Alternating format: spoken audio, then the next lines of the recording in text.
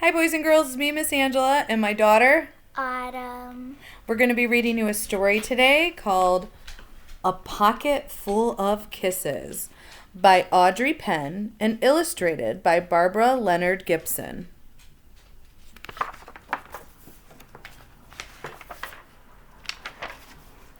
Chester Raccoon sat in the hollow of a tree stump and pouted.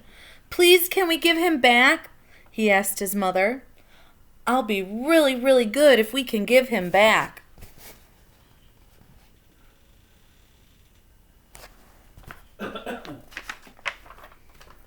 Mrs. Raccoon smiled tenderly. "You're already really, really good, Chester. But I'm afraid no matter how good you are, we can't give him back. Besides, I thought you liked having a little brother." "I did at first," admitted Chester. "But now he plays with my toys and swings on my swings and reads my books. Then he pulls my tail and talks to my friends and follows me everywhere I go."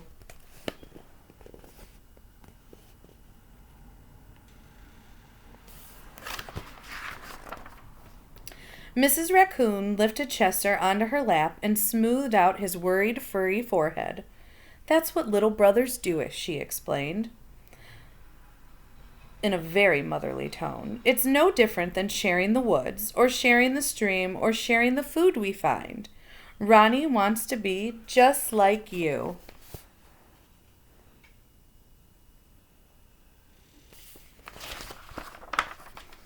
Mrs. Raccoon placed Chester on the ground and smiled at him with soft, loving eyes he knew so well.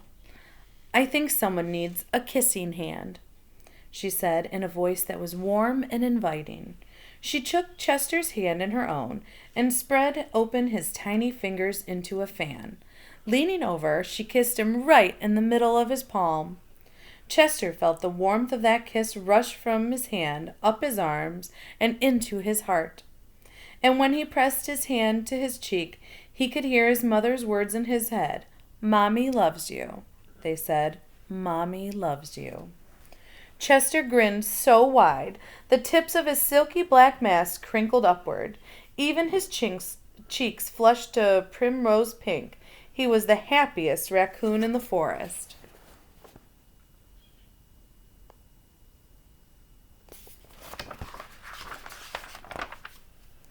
Then, in the blink of a moment, all the joy went out of the little raccoon. His pink cheeks paled, and a stream of tiny hot tears fell like spring rain down his sad little face. Even his silky black mask drooped as he watched his mother reach down, take Ronnie's hand in her own, open his tiny fingers into a fan, and kiss his brother right in the middle of his palm. Oh my.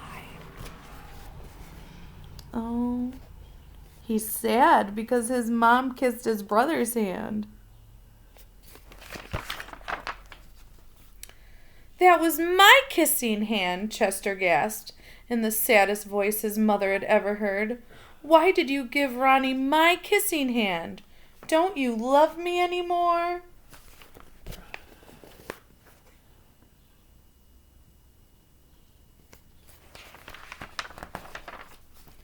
"Oh, Chester," cried Mrs. Raccoon, "of course I love you."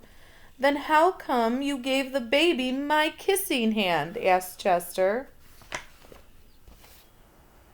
Do you think Chester's being very fair to his brother right now? Mrs. Raccoon gathered Chester up in her arms and gave him a great big comforting hug. "I would never give Ronnie your kissing hand," she assured him gently. "That was his kissing hand. Now you each have one of your own."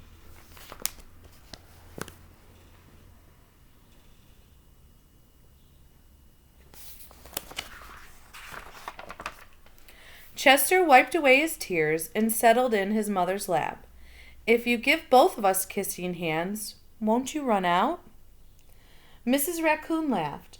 "Would you like to hear a story?" she asked Chester. "About kisses?" "About stars," said Mrs. Raccoon.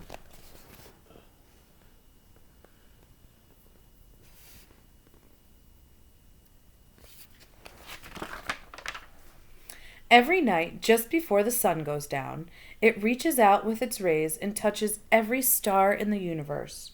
One by one, the stars light up and shine down upon us. Even on nights we can't see the stars, they're up there sparkling away. No matter how many stars fill the sky, the sun will never run out of light, and its rays will never stop reaching out to them. That's the way it is with kissing hands. When somebody loves you, their kisses are like the sun's rays, always there, always shining. No matter how many kissing hands I give you and Ronnie, I will never, ever run out.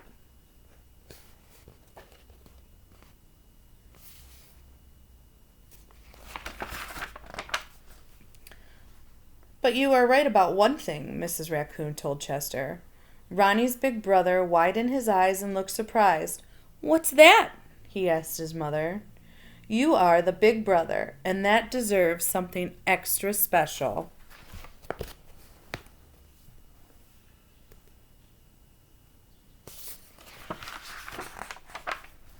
Mrs. Raccoon put Ronnie on a swing, then took Chester's right hand in hers and spread open his tiny fingers into a fan.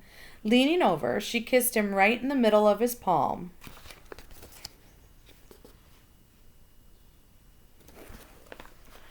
"That kiss is for your pocket," she told him. "Take good care of it and keep it as a spare. You never know when a big brother might need a little extra care."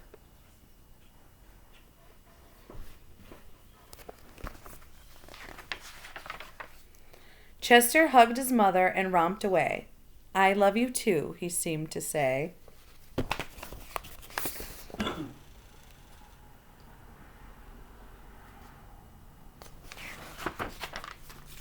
The end. Aw, wasn't that a nice story about the raccoon and his family? See, I'm with my family, and I love and miss you guys too. Bye.